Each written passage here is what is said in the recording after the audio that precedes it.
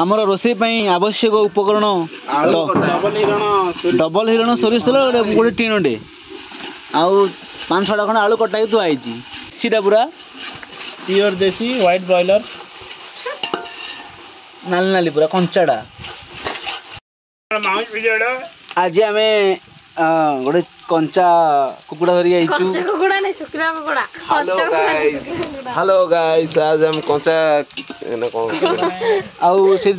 पियाज गोटे मामू भावुं ये भाजी नाली पकड़ नहीं ये देखो हमर पूरा ग्राइंडिंग रे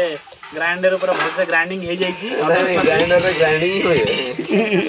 अदा सुनो पेस्टडा हल्का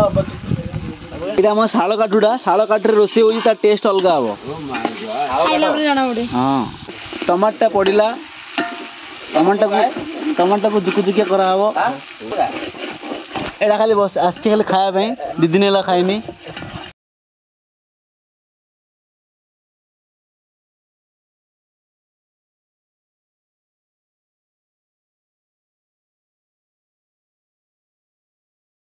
मझिरे टे आखि लगी से चिकेन तकारी हो टेस्टिंग भी रेडी आपको प्रबल भोक लगे जल्दी काटिकी तरकारी पकई खाईदेव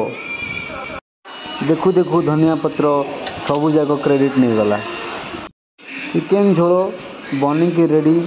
बर्तमान केवल रहा खाइबार डेरी आसतु आपण मैंने आम सागर टे मजा नियंतु।